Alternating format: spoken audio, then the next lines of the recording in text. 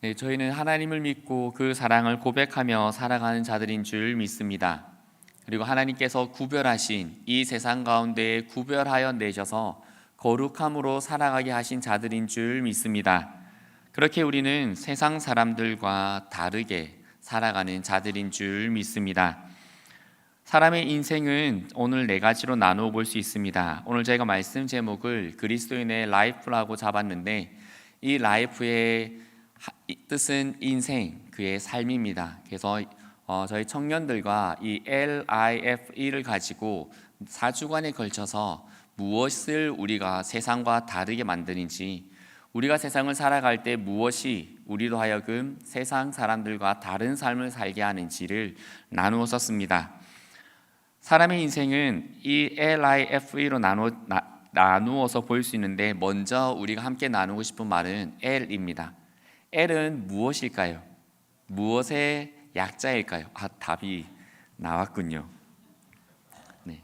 L은 바로 love, 바로 사랑입니다. 즉, 무엇을 사랑하며 살아가는지가 세상 사람들과 우리를 나누는 것입니다. 사람은 무엇을 사랑하느냐에 따라서 다르게 행동하게 됩니다. 가령 내가 누군가 사랑하는 사람이 생겼다면 이 세상의 모든 것을 사랑하는 사람을 대상으로, 그 중심으로 생각하게 될 것입니다. 제가 결혼하고 나서 성도님들과 어딘가를 가거나 선교를 가거나 어딘가를 갔을 때에 참 많이 들었던 말이 있습니다. 혹시 어떤 말이었을 것 같습니까? 제가 가령 맛있는 음식을 함께 먹습니다. 그러면 옆에 계신 성도님께서 저에게 뭐라고 하셨을까요? 집에 있는 사모님 생각나시죠? 하셨어요. 안 났었거든요. 맛있는 음식을 먹는데 무슨 생각이 나겠습니까? 우와, 이걸 어떻게 이렇게 맛있지? 했는데 그렇게 물어보셨습니다. 조금 생각을 해야 되는구나 하며 철이 들어갔습니다. 아이가 태어나고 나니까 또 주변에 어떤 제일 좋은 곳이나 이런 것을 가니까 주변에 계신 분들이 또 이렇게 물어보셨습니다. 어떻게 물어보셨을까요? 다음에 아이랑 같이 오고 싶으시죠? 라고 하셨습니다. 그분들은 아마 제가 저희 사모 아이들을 참 사랑한다고 생각하셨던 것 같습니다. 물론 사랑합니다. 생각이 납니다. 잠옷이러 와 있습니다. 왜 그럴까요? 사랑하는 대상과 함께 나누고 싶기 때문입니다. 혹시나 여러분들 뉴스나 그런 것들을 매스컴을 통해서 어떠한 사고의 소식이 들린다든지 했을 때 혹시 어떤 마음이 드십니까? 여러분들 자녀 가지신 분들은 예전에 세월호 사건이 들었을 때 어떤 마음이 드셨나요? 그냥 단순히 아이고 그냥 사고가 났구나 하시진 않으셨을 겁니다. 왜 그럴까요? 우리가 누군가를 사랑하는 대상이 있기 때문에 그 대상과 오버랩이 되어서, 연결되어서 그 상황을 바라보게 되기 때문입니다. 그렇기에 사람은 누구를 사랑하느냐, 무엇을 사랑하느냐에 따라서 다르게 살아가게 됩니다. 음식을 먹는 것도, 좋은 곳에 가는 것도, 즐거운 일을 하는 것도 사랑하는 사람을 중심으로 생각하게 된다라는 것입니다. 그래서 사랑하는 대상을 가장 중요하게 생각하며 그 외의 것들은 부수적인 것들로 여기게 됩니다. 예전에 뜨겁게 연애해 보셨던 기억들 다 있으시죠? 어떠셨나요? 아버지가 다리 몽댕이를 부러뜨린다 해도 만나러 가야 하고, 머리카락을 삭발을 시킨다고 해도 만나러 가야 되고, 그것이 무엇 때문인가요? 바로 사랑하기 때문이었습니다. 지금 여러분들의 남편, 아내도 그렇게 사랑하고 계신 줄 믿습니다. 정말 아무도 아멘을 안 하셨습니다. 저는 그렇게 믿겠습니다. 그래서 사람은 누구 혹은 무엇을 사랑하느냐에 따라서 어떻게 살아갈지 결정하게 됩니다. 그렇게 세상 사람들의 삶과 그리스도인들의 삶이 같을 수가 없는 것입니다. 왜냐하면 사랑하는 대상이 다르기 때문입니다. 마태복음 6장 24절에서 주님께서 이렇게 말씀해 주셨습니다. 한 사람이 두 주인을 섬기지 못할 것이니 혹 이를 미워하고 저를 사랑하거나 혹 이를 중히 여기고 저를 경히 여김이라. 너희가 하나님과 재물을 겸하여 섬기지 못하느니라 라고 말씀하셨습니다. 성경에는 재물이라는 것이 하나님과 대비되어지는 것으로 굉장히 많이 나타납니다. 그런데 그 재물 자체가 하나님의 대비되는 대상은 아닙니다. 그 종이 조각이 어떻게 하나님과 대비될 수 있겠습니까? 그렇다면 성경에서 돈을 말하는 이유가 무엇이겠습니까? 그 돈을 추구하는 대상이 누구인가를 끊임없이 말씀해주고 계신 겁니다. 돈을 추구하는 자는 누구입니까? 자신입니다. 그렇다면 돈이 우상의 자리에 가 있는 자는 누가 우상에 가 있는 자입니까? 자기 자신이 그 우상의 자리에 가 있는 것입니다. 그래서 성경은 하나님을 사랑하는 자와 재물을 사랑하는 자, 즉 자신을 사랑하는 자, 이 두 가지를 가지고 계속해서 대비해주고 있는 것입니다. 그래서 성경을 보면 두 부류의 사람이 나옵니다. 한 부류의 사람은 하나님을 사랑하는 사람들이고 다른 한 부류의 사람은 자신을 사랑하는 자들입니다. 이 두 부류의 사람은 삶의 목적, 추구하는 목적이 다릅니다. 세상 사람들은 무엇이든지 사랑하며 살아갈 수 있는 자들입니다. 그런데 무엇이든지 사랑할 수 있다라는 것의 그 깊은 내면을 살펴보면 결국 자기 자신을 사랑하고 있는 것임을 우리는 알 수 있습니다. 그래서 자신들이 보기에 좋은 것을 사랑하고 자신에게 도움되는 것을 사랑하고 자신을 흥분시켜줄 무엇인가를 선택하며 사랑하며 살아갑니다. 결국 세상 사람은 자신을 사랑하며 살아가는 자들입니다. 하지만 그리스도인은 그렇지 않습니다. 그리스도인은 하나님의 사랑을 경험한 자들입니다. 그래서 그 사랑의 감격이 너무나 커서 하나님 외에는 다른 어떤 것을 사랑할 수 없을 만큼 하나님을 깊이 사랑하게 된 자들입니다. 그런데 사실 우리도 자신을 추구하며 살았던 자들입니다. 그래서 우리 역시 하나님의 일보다 나의 일이 더 중요했었습니다. 그래서 하나님께서 급하게 생각하시는 일보다 내가 급하게 생각하는 일을 먼저 처리하려고 했었습니다. 하나님께서 이루고자 하시는 것보다 내가 이루고 싶은 것을 먼저 추구했고 하나님의 이해보다 나의 이해 타산이 더 중요했습니다. 그래서 내가 판단할 때 더 이익이다, 나에게 더 이익이다 라는 것을 옳다며 살아왔습니다. 하나님께서 책임지실 내일을 믿지 못하고 내가 안심할 수 있는 내일을 만들기 위해서 오늘을 사용하며 살았습니다. 하나님께 도움되는 사람이 아니라 내가 생각하는 일에 도움되는 사람을 선택하며 살았습니다.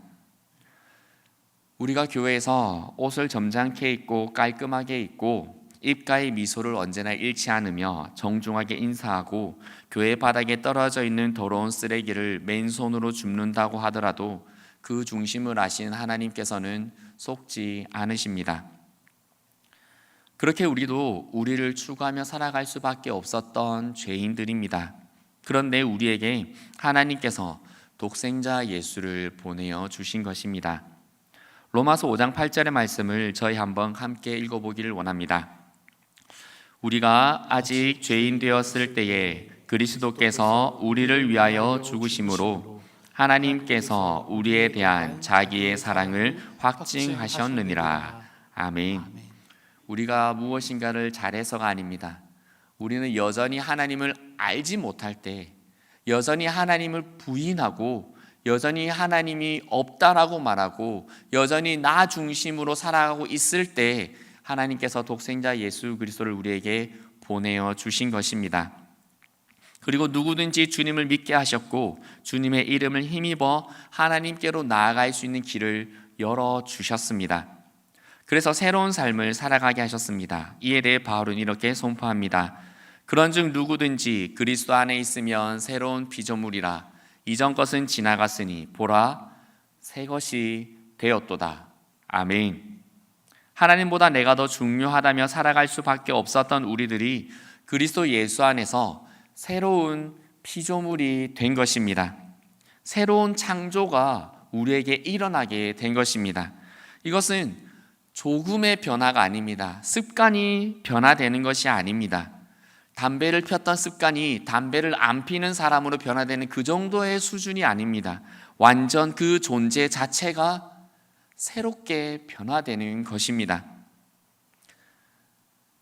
지나가는 한 어린아이가 저한테 와서 아빠 아빠 라고 말한다면 제가 그 아이를 어떻게 생각을 하겠습니까? 한 번은 잘생긴 건 알아가지고 맛있는 거 사줄 수는 있겠죠. 잘생긴 건 알아가지고의 마음이 조금 불편하셨군요. 500원 있는 줄 알아가지고 해서 돈을 줘서 간식을 사줬다고 치겠습니다. 그런데 다음 날도 지나가면서 아빠 아빠 하면서 옵니다. 그런데 그 아이가 어느 날은 저희 집 문을 두드립니다. 아빠 문 열어줘. 그럼 제가 어떻게 생각을 할까요? 집 비밀번호 대신에 경찰서 전화번호를 누릴 겁니다. 이 아이가 어디에서 집을 잃었는지, 이 아이가 왜 이런 생각을 하고 있는지 생각하게 될 겁니다. 왜냐하면 그 아이는 저의 자녀라는 존재가 아니기 때문입니다. 하지만 저의 자녀가 아무리 말을 안 듣고 아무리 양치하자고 해도 싫어. 아빠가 양치하자고 하면 엄마랑 할래. 엄마랑 양치해. 아니 아빠랑 할래. 아무리 그렇게 한다고 하더라도 그 아이는 변함없이 저의 사랑하는 자녀입니다. 그것이 존재라는 것입니다. 우리는 여전히 죄인일 수밖에 없었고 하나님의 원수가 될 수밖에 없었던 그 죄를 가지고 있었던 자들이었는데 하나님께서 그 존재를 바꾸어 주신 겁니다. 아무리 말을 안 들어도, 아무리 하나님의 말씀을 어기며 내가 원하는 방향으로 가고자 하더라도 하나님께서는 우리를 그 영원한 사랑으로 품으시는 자녀로 삼아주셨다라는 것입니다. 그렇기에 이것은 우리 존재 자체가 완전히 바뀌어져 버린 것입니다. 그렇기에 우리의 마음속에 드디어 누가 거하시게 되냐면 성령께서 거하실 수 있게 되는 것입니다. 여러분들, 하나님의 영이 우리 가운데 거하신다는 게 쉬운 일이겠습니까? 여러분들 TV나 주위에 지나가면 요즘에는 많이 없는데 예전에는 이렇게 알록달록 공이 달려있고 대나무가 꽂혀있는 집들이 참 많았습니다. 그런데 그런 사람들을 볼 때 여러분들 어떻게 생각이 드십니까? 그 사람 속에 만약에 귀신이 들어있고 정말로 작두를 타는 그러한 구술하고 있는 사람들을 본다면 여러분들 마음속에 어떤 마음이 드십니까? 그 속에 들어있는 영이 정말 놀랍고 때로는 두려움도 느끼게 될 것입니다. 그런데 우리 속에 하나님의 영이 계신답니다. 귀신이 들어있는 자들을 보면서 우리는 어쩌면 마음속에 두려움과 경외감을 가지는데 내 속에 하나님의 영이 계신다라고 우리는 고백하면서 우리의 삶은 왜 이렇게 달라지지 않는 건지 우리가 한번 생각해 봐야 하지 않겠습니까? 물론 여전히 우리는 죄의 영향력 아래에서 쉽게 버리지 못하는 죄들로 괴로워하기도 합니다. 하지만 그렇다고 해서 예전의 존재가 되어져 있는 자들이 아닙니다. 우리는 예수 그리스도로 말미암아 완전히 새로워진 존재임을 믿습니다. 그렇게 성령께서 우리 안에 거하심으로 우리의 생각과 마음을 새롭게 하십니다. 이에 대해서 바울은 이렇게 고백합니다. 내 마음에 생명의 성령의 법과 그 죄의 사망의 법이 싸운다라고 말합니다. 여전히 나는 연약한 죄의 습성을 가지고 있지만 하나님의 은혜로 말미암아 새 사람을 입었기에 이제는 하나님을 향한 그 마음으로 추구하며 살아가는 나의 그 새 사람과 옛 사람이 우리 안에서 끊임없이 싸우고 있다라고 바울은 말해주는 것입니다. 그래서 우리는 성령의 인도를 받는 자들이 되는 겁니다.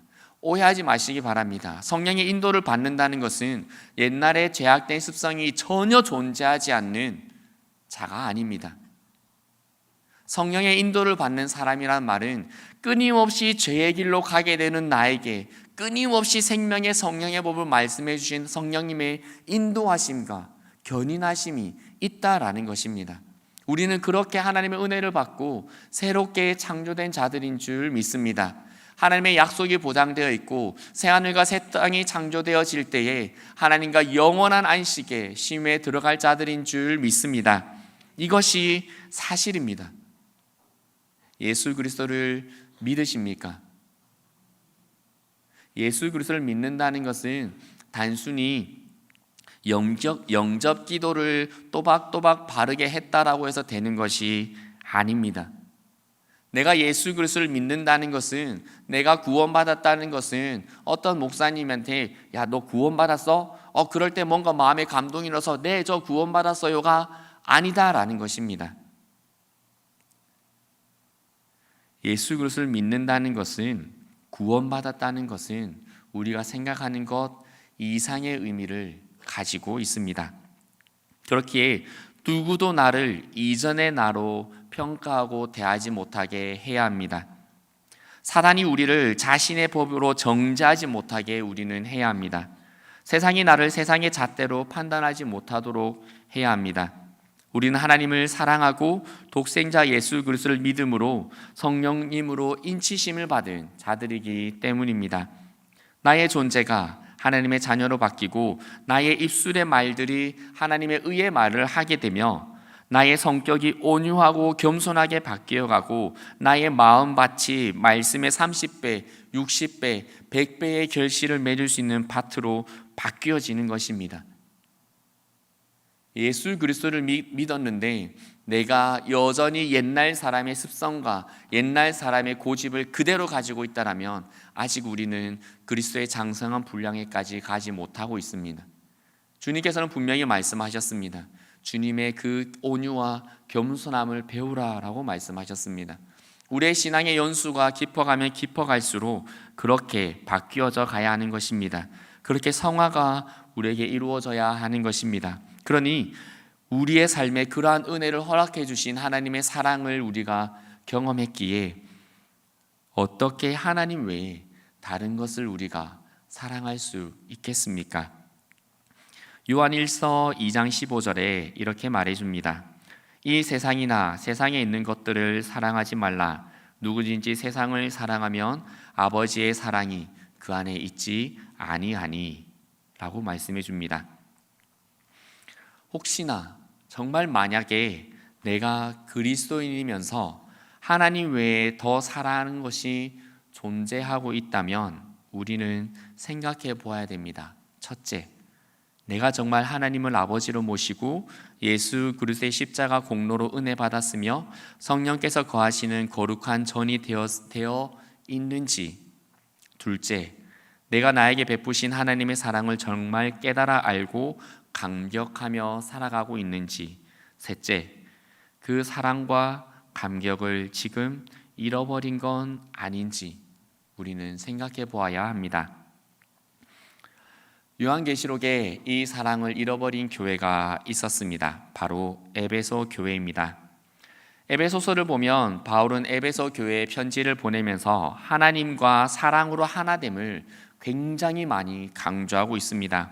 그래서 에베소서에는 그리스도 안에서, 사랑 안에서, 사랑하시는 자 안에서, 그리스도 안에서 통일되게 우리가 다 하나님의 아들을 믿는 것과 아는 일에 하나가 되어 등의 말이 많이 나옵니다. 그리고 에베소서를 마치면서 바울은 이렇게 문안합니다. 우리 주 예수 그리스도를 변함없이 사랑하는 모든 자에게 은혜가 있을지어다 라고 에베소서를 마칩니다. 이렇게 사랑으로 연합함을 강조했던 편지가 에베소서입니다. 그런데 요한계시록에서 주님께서는 7교회를 책망하시면서 제일 먼저 에베소 교회를 책망하십니다. 그리고 이렇게 책망하십니다. 그러나 너를 책망할 것이 있나니 너의 처음 사랑을 버렸느니라. 그러므로 어디서 떨어졌는지를 생각하고 회개하여 처음 행위를 가지라. 만일 그리하지 아니하고 회개하지 아니하면 내가 내게 가서 내 촛대를 그 자리에서 옮기리라 라고 책망하십니다. 에베소 교회는 바울의 서신이 무색하게 결국 첫사랑의 행위를 잃어버린 교회가 되어 주님의 책망을 받게 되었던 것입니다. 그만큼 공동체가 사랑으로 하나 되는 것이 어려운 것이기도 합니다. 사랑의 행위란 고린도전서 13장에 너무나 잘 나와 있습니다. 저희 4절부터 7절까지 고린도전서 13장 4절부터 7절까지 함께 읽어보도록 하겠습니다. 사랑은 오래 참고 사랑은 온유하며 시기하지 아니하며 사랑은 자랑하지 아니하며 교만하지 아니하며 무례히 행하지 아니하며 자기의 유익을 구하지 아니하며 성내지 아니하며 악한 것을 생각하지 아니하며 불의를 기뻐하지 아니하며 진리와 함께 기뻐하고 모든 것을 참으며 모든 것을 믿으며 모든 것을 바라며 모든 것을 견디느니라. 아멘. 혹시 사랑의 행위라는 말을 제가 앞서 하고 있었을 때에 고린도전서 13장의 말씀이 떠오르지 않으셨습니까? 아마 대부분의 성도님들은 교회 안에서 사랑하면 고린도전서 13장이 탁 연결되어질 겁니다. 너무나 감사한 일이기도 한데 무서운 일이기도 합니다. 왜냐하면 나중에 저희가 하나님께 변명할 게 없거든요. 하나님의 사랑, 성령께서 우리의 마음에 고린도서 13장 4절부터 7절의 말씀을 딱 생각나게 하십니다. 생각나게 해주시는 거죠. 이렇게 사랑해야 한다고. 그런데 우리는 너무나 잘 알고 있습니다. 혹시나 이 말씀을 가지고 본문 말씀을 딱 잡으면 웬만큼 성도님들은 대충 어떤 설교가 나올 것인지 아실 겁니다. 이렇게 너무나 사랑에 대해서 잘 알고 있는데 왜 한국교회는 사랑이 없다라는 말을 들으며 살아가고 있을까요? 왜 우리 교회 안에서 이 공동체 안에서 이쪽 분단 끝에 있는 분과 저쪽 분단 끝에 있는 분의 마음이 그토록 연합하지 못할까요? 하나님의 말씀인 것을 너무나 잘 알고 있고 하나님의 말씀이 어떤 것인지도 너무나 잘 알고 있고 하나님께서 지금 나에게 무엇을 바라시는지 너무나 잘 알고 있는데 왜 우리는 그것이 이루어지지 않을까요? 어쩌면 우리가 정말 하나님을 사랑하지 않는 건 아닐까요? 어쩌면 우리가 정말 하나님을 믿습니다 라고 말하는 그 믿습니다가 제가 생각할 때에 옳다는 것을 믿습니다 하고 있는 건 아닌가요? 그렇다면 결국 하나님을 알지 못하고 하나님을 사랑하지 않는 사람들이 자기 중심으로 살아가는 것처럼 우리가 나 중심으로 신앙생활하고 있는 것 아닌가요? 하나님께서 이렇게 말씀하셨습니다. 나 외에는 다른 신을 너에게 두지 말라. 즉 우리의 삶에 하나님의 말씀 외에는 그 무엇도 우리의 길이요 빛이 되지 못하게 해야 합니다. 그런데 우리는 할 수 있는 것들을 선택하며 나 중심의 신앙생활을 하진 않았습니까? 예전에 사역할 때 연초가 되어서 이제 교회의 행정 조직을 짜고 이제 부서를 조직하고 하면서 이제 그 맡으시는 부장님들과 얘기를 나누 이 한 해 동안 이런 일들을 사역을 조금 부탁드리겠습니다라고 하셨을 때에 한 권사님께서 저에게 이렇게 말씀하셨습니다. 목사님, 이 일을 제가 얼마든지 하겠습니다. 힘든 일이었거든요. 그 일 제가 얼마든지 하겠습니다. 대신에 그 집사님만 안 넣어주시면 됩니다. 제가 어떻게 했겠습니까? 그 집사님을 넣지 않았습니다. 그럴 수밖에 없더라고요. 목회자라는 자리가 그 집사님을 그 상황에서 안 넣을 수밖에 없더라고요. 그런데 제 마음이 늘 불편했습니다. 아, 이렇게 힘들구나. 이렇게 한 공동체 안에서 하나 되어지는 것이 힘들구나. 주님께서 오셔서 휘장을 위에서 아래로 찢으시면서 이렇게 힘들었던 하나됨을 위해서 돌아가셨고 죽으셨고 그 일을 이루시면서 십자가에서 다 이루었다라고 하셨는데 그 다에 때로는 내가 포함되지 않는구나 라는 걱정이 들었습니다. 그 권사님에 대해서 평가했던 것이 아니라 제 마음속에 그런 마음이 들었습니다. 왜냐하면 저 역시도 결코 마음에 용서되지 않는 사람이 있었거든요. 왜 그렇게 행동을 했는지, 왜 나에게 그렇게 하셨는지, 왜 나에게 그렇게 반응을 하면서 그렇게 그 시간들을 보내겠는지를 이해하지 못했던 분이 있었거든요. 그런데 여전히 그 주님께서 다 이루었다라는 그 말씀에 포함되지 못하는 나의 연약한 마음을 보고 마음의 불편함과 또 주님의 그 십자가의 죄송함이 있었습니다. 나중에 사랑하는 그분 앞에 섰을 때 부끄럽지 않게 우리가 그 하나님을, 그분의 눈을 바라볼 수 있겠습니까? 그리스도인은 하나님을 사랑하며 사는 자들입니다. 앞서 살펴본 고린도전서의 말씀 역시 먼저는 하나님을 사랑함에 대한 것이며 그와 같이 사람을 사랑하는 모습이 되어야 하는 말씀입니다. 하나님의 말씀을 지키며 살아가며 오래 참을 수 있는 것입니다. 그리스도인으로 살아가며 하나님의 유익보다 나의 유익을 앞에 두지 않는 것입니다. 주님의 십자가를 함께 짐으로 내 삶의 모든 것을 합력하여 선을 이루게 하심을 믿고 참고 소망하며 오늘 하루를 믿음으로 견뎌나가는 것입니다. 주님의 멍에를 함께 짐으로 온유와 겸손을 배우고 형제를 시기하지 않고 형제를 나가라 욕하지 않고 나에게 베푸신 은혜를 자랑하지 않는 것입니다. 지금 우리는 누구를 사랑하며 살아가고 있습니까? 그 사랑의 깊은 중심을 바라보고 점검해 볼 수 있는 우리가 되기를 바랍니다. 하나님을 사랑하고 있는지, 하나님 외에 다른 것, 결국 그것을 추구하는 주체인 나라는 우상을 사랑하고 있는지 말씀 앞에서 살펴볼 수 있기를 바랍니다. 그리스도인은 누구를 사랑하느냐로 세상과 구별되어집니다. 그리고 두 번째로 I입니다. I는 바로 아이덴티티, 정체성, 즉 어디에 속하였는가입니다. 앞에서 우리는 두 부류의 사람을 나누어 보았습니다. 한 부류는 하나님을 사랑하는 사람들, 한 부류는 자신을 사랑하는 사람들입니다. 이렇듯 또 나누어 볼 수 있습니다. 한 부류는 하나님께 속한 사람들, 또 한 부류는 하나님께 속하지 않은 부류의 사람들입니다. 어디에 속하였든지 사람은 자신이 그 속하였는가에 따라서 다른 정체성을 가지게 됩니다. 그래서 지금 내가 어디에 속해 있으며 어떤 정체성을 가지고 살아가고 있는지 우리는 살펴보아야 합니다. 성경은 하나님의 백성은 세상에서 구별되어서 하나님께 속한 자들이다 라고 레위기 20장 26절에서 말씀하십니다.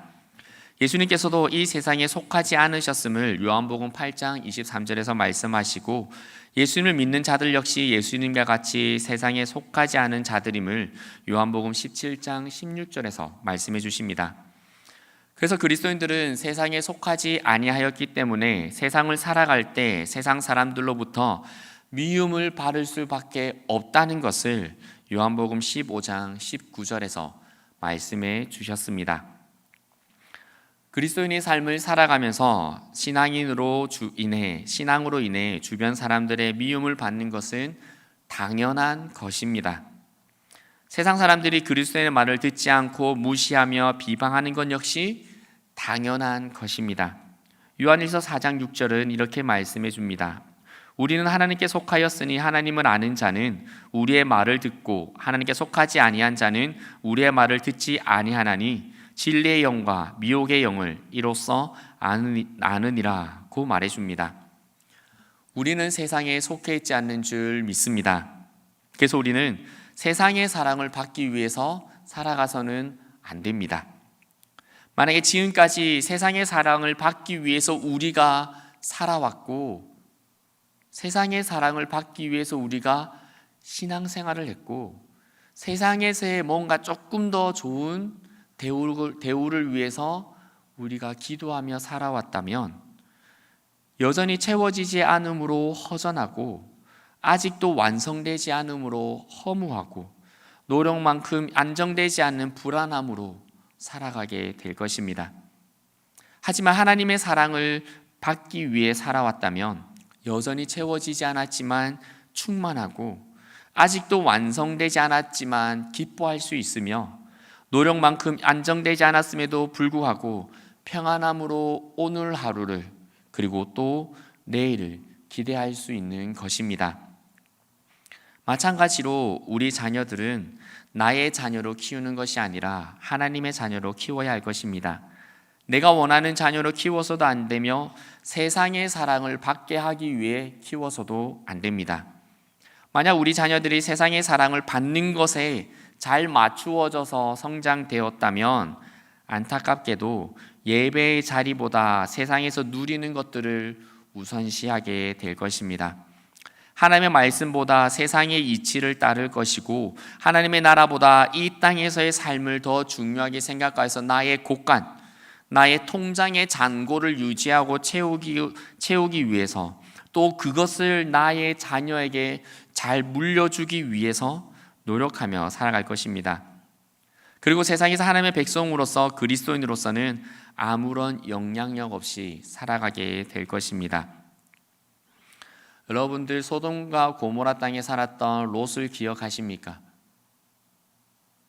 그 땅에 천사가 찾아가서 이제 그 땅을 완전히 멸망시킬 것을 말합니다. 그런데 그 천사가 들어왔던 그 아름다운 용모를 보고 소돔과 고모라 땅의 사람들이 와서 그 천사들을 자신들에게 내어놓으라 라고 말합니다. 그럴 때 롯이 나가서 무엇이라 말합니까? 문을 닫고 앞에 나가서 이런 짓을 하면 안 된다, 이런 행동을 하면 안 된다, 그것은 잘못된 행동이다 라고 말했을 때 그 사람들이 롯을 어떻게 대합니까? 너는 비켜라 합니다.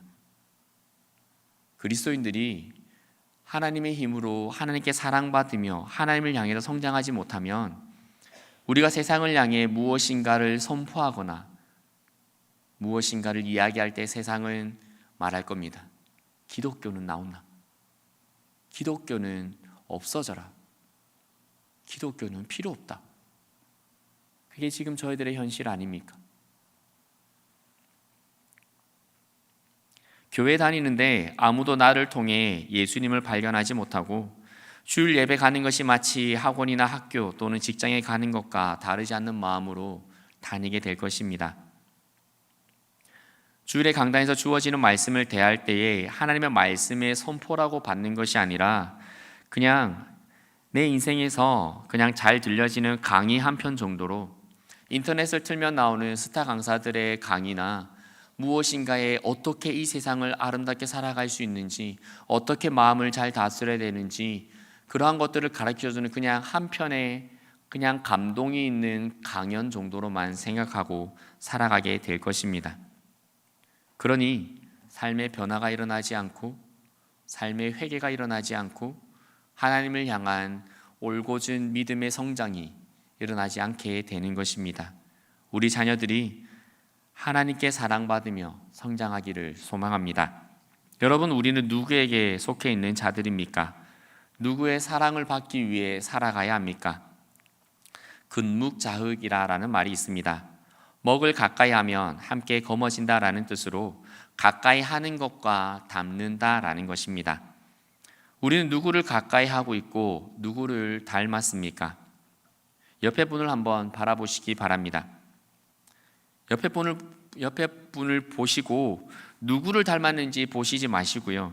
옆에 분이 보시기에 나는 과연 누구를 닮은 것처럼 보일까를 생각하고 옆에 분을 한번 바라보시기 바랍니다. 그럼 또 다른 느낌으로 바라보시게 될 것입니다. 옆에 분이 보시기에 나는 누구를 닮은 것 같습니까? 물어보시기 바랍니다. 저는 누굴 닮은 것 같나요? 우리를 통해 예수님이 드러날 수 있기를 소망합니다. 여러분, 예수님께 속한 사람은 반드시 예수님의 모습, 그 삶에 예수님의 향기가 날 수밖에 없습니다. 하나님께 속한 사람은 예수님을 닮아가는 삶의 모습을 향기로운 것으로 여길 것입니다. 하나님께 속하지 않은 사람은 예수님을 닮아가는 삶의 모습을 가능하면 숨기고 싶은 부끄러운 냄새로 여길 것입니다. 조금 부끄러운 얘기지만 제가 그냥 우스개 이야기를 한다면 예전에 사역할 때 청년들과 영화관을 간 적이 있었습니다. 그날따라 속이 좋지 않았습니다. 배가 꼬르꼬르하고 가스가 차 있는데 정말 재밌는 액션 영화가 시작이 되었습니다. 자리를 뜰 수가 없었습니다. 그래서 슬그머니 방구를 흘려보냈습니다. 그런데 할렐루야, 소리도 나지 않았고요. 냄새도 나지 않았습니다. 너무 다행이었습니다. 그래서 그게 웃겨서 그냥 기억하고 있었는데 어느 날 그것을 통해 제가 마음에 찔림을 받았습니다. 너 세상에서 그렇게 안심하며 살아가고 있는 것 아니야? 라는 마음이 제게 들었습니다. 전도사였죠. 전도사고 밖에 나가면 아무도 제가 전도사인지 모릅니다. 그 동네를 떠나면 저는 그냥 한 명의 까칠한 그리고 차가운 하지만 정이 있는 도시 남자. 커피숍에 가면 그때는 커피숍이 아니에요. 카페에 가면 에스프레소를 시켜 먹을 수 있는 남자이지 전도사라는 것이 저를 통해 드러나지가 않았습니다. 그 모습이 저한테 너무나 찔림과 부끄러움으로 다가왔습니다. 내가 하나님께 속해 있다라고 말하면서 그 하나님께 속해 있는 것이 그 예수님의 향기가 나에게서 흘러나가지 않는구나. 그런데 그것이 들키지 않는 것이, 세상 사람들에게 그것이 드러나지 않는 것이 때로는 다행이다 하며 살아가고 있는 저의 모습을 발견하게 되었던 것입니다. 예수님을 믿고 예수님을 사랑하면 반드시 향기가 나게 됩니다. 그런데 우리는 그 향기를 때로는 밀봉해서 아무도 맡지 못하게 살아갈 때가 있다라는 것입니다. 하나님께 속한 사람은 나로 말미암아서 예수님의 향기가 드러나는 것을 부끄러워하지 않을 것입니다. 반면 하나님께 속하지 않은 사람은 나를 통해 가능하면 하나님이 드러나지 않기를 원할 것입니다. 여러분, 이것은요 믿음이 조금 덜하다가 아닙니다. 믿음이 덜할 수가 없습니다. 모든 믿음을 수치로 계산해서 만약에 0.1이 가장 작은 숫자라고, 믿음의 수치라고 친다면 그 0.1은 무엇이냐면 바로 예수 그리스도를 나의 구주로 고백하는 것에서부터 시작되어집니다. 그렇죠? 그 이후에 산을 옮길 만한 믿음이 있던지, 저 바다를 가른다든지, 병든자가 낫는다든지는 그 다음의 문제고, 우리의 믿음의 가장 시작이고 가장 기본이고 가장 근원이라고 말할 수 있는 믿음은 바로 예수 그리스도를 나의 구주로 받아들이는 겁니다. 그 예수 그리스도를 받아들였는데 덜 향기가 난다는 것이 있을 수가 없는 것입니다. 신학교 다닐 때 교수님께서 이렇게 말씀을 해주셨습니다. 여러분들이 신앙생활을 하다가 한 발이 하나님께 있고 한 발이 세상에 있다면, 이스라엘 백성들이 6일간은 우상에게 절하고 우상 숭배를 하다가 7일째 안식일날 하나님을 찾았던 그 모습을 이제 그렇게 말씀을 해주셨습니다. 한 발이 하나님께 있고 한 발이 세상 가운데 있어서 잘 버티고 있다고 생각하면 그 발밑을 자세히 바라보십시오. 그러면 양쪽 발 다 밑에 사단이 있을 겁니다 라고 해주셨습니다. 결코 하나님 앞에서는 중간이 있을 수가 없습니다. 주님께서 말씀하셨습니다. 차갑든지 뜨겁든지, 즉 하나님께 속했든지 세상에 속했든지 둘 중에 하나다라는 겁니다. 하나님께도 속해 있으면서도 세상에 속해 있을 수 없다라고 주님께서 분명하게 말씀해 주신 것입니다. 그렇게 우리는 하나님의 말씀을 듣고 그 듣는 것을 기뻐하고 하나님의 말씀을 우리의 삶에 실천하며 살아가는 것을 우리는 얼만큼 즐거워하고 실천하며 살아가고 있습니까? 요한복음 8장 47절에 이렇게 말씀해 주십니다. 하나님께 속한 자는 하나님의 말씀을 듣나니 너희가 듣지 아니함은 하나님께 속하지 아니하였음이로다. 요한 3서 1장 11절에서도 이렇게 말씀하십니다. 사랑하는 자여, 악한 것을 본받지 말고 선한 것을 본받으라. 선을 행하는 자는 하나님께 속하고 악을 행하는 자는 하나님을 배웁지 못하였느니라. 하나님을 만났는데 악하게 살아갈 수 없다라는 겁니다. 예수님을 나의 구주로 고백했는데 여전히 내가 원하는 방식으로 살아갈 수 없다라는 겁니다. 그런데 우리는 그것이 너무나 자연스러운 현대의 신앙생활 아닙니까? 주일날 와서 하나님의 말씀을 듣는데 일주일간 살아가면서 그 하나님의 말씀의 제목조차 생각나지 않습니다. 그렇다면 정말 우리는 무슨 신앙, 어떤 신앙을 가지고 있는 겁니까? 주님께서는 공존할 수 없다라고 말씀하시는데 우리는 주님께서 세상을, 지금 시대를 안 살아봐서 그러시죠. 지금은 그렇지 않아요. 지금은 그렇게까지 가지 않아도 괜찮아요. 지금은 그렇게 하면서 이렇게 해도 괜찮아요. 하나님 대신에 저는 예수님 정말 믿잖아요. 이 믿음 보시고 저를 구원해 주십시오. 한 번 믿는 사람, 한 번 인친 사람을 잃지 않으신다면서요. 한 번 고백하면 예수님 빼앗기지 않으신다면서요. 저는 여전히 주님을 나의 주님으로 고백합니다. 그러니 저는 주님께 속했죠. 라고 살아가고 있는 겁니다. 우리의 신앙을 그때 당시에 초대 교인들이 바라본다면 같은 믿음을 가진 자라 하겠습니까? 물론 믿음이 있다 없다라고는 사람이 평가하지 못합니다. 왜냐하면 그것은 결국 온전히 하나님의 영역이기 때문입니다. 다만 우리는 믿음 없는 자처럼 살아가서는 안 되고 믿음 있는 자의 삶을 살아가야 한다라는 것입니다. 하나님께 속해 있다면 우리는 그렇게 우리의 삶을 살아가야 할 줄 믿습니다. 지금 우리는 어디에 속해 있습니까? 누구를 닮아가고 있습니까? 누구의 사랑을 받기 위해 살아가고 있으며 누구의 기쁨이 되기를 원하십니까? 여러분, 정말로 여러분은 나는 누구에게 속해 있기를 원하며 살아가고 있습니까?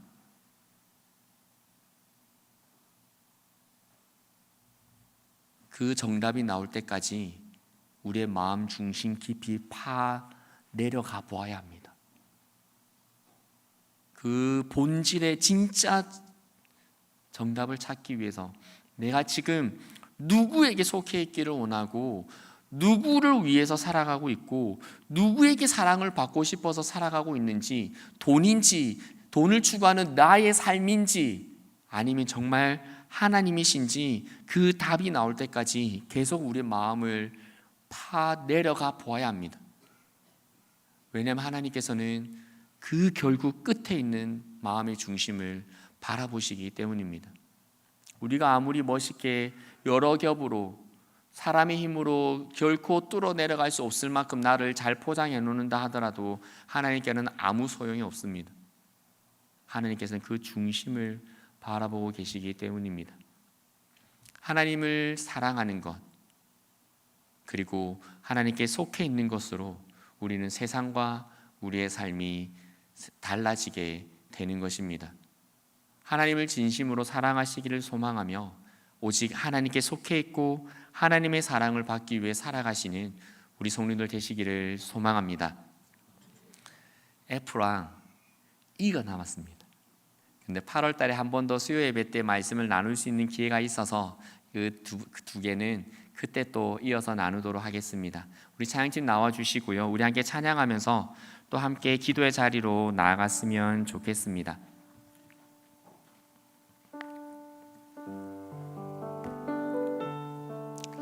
우리 시간에 충만 함께 찬양하기 원하는데요. 우리가 충만하지 않다라고 느껴지는 것은 단 한 가지여야 합니다. 그것은 바로 아직도 나는 주님으로 채워지고 싶습니다 라는 마음 외에는 우리는 충만한 삶을 살아갈 수 있어야 합니다. 왜냐하면 그리스도인은 오직 주님만을 추구하며 살아가는 자들이기 때문입니다. 그런데 아직 우리의 마음속에 주님으로는 이미 채워졌어요. 이제 더 이상 주님을 더 만나야 할지는 않는 거죠. 대신에 내 삶의 문제가 해결되어짐이 충만해져야 되고 내 삶의 어려운 문제들이 풀어지는 것을 원하고 내 삶에 필요한 감정들이 더욱더 채워지기를 원하고 우리 자녀들의 앞길을 위해서 채워져야 할 것들이 더 채워져야 되는 그러한 것들이 여전히 우리에게 갈급함으로 남아있다면 우리 주님의 그 십자가 앞에서 진지하게 한번 다시 되돌아보아야 하지 않겠습니까? 우리는 결국 우리의 연수가 어떻게 되든지 우리는 결국 나 한 사람으로서 하나님 앞에 서야 합니다. 결국 우리는 단독자로서 하나님의 그 심판대 앞에 서야 하는 겁니다.